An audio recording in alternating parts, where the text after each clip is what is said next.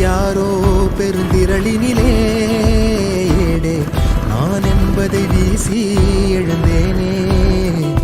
மனமே தான் என்பது போகும் பெருங்கணத்தினிலே கூவி வாவென்றொரு வாழ்க்கை சிறு குரலாய் அருளாய் பேச போகாதொரு ஆழ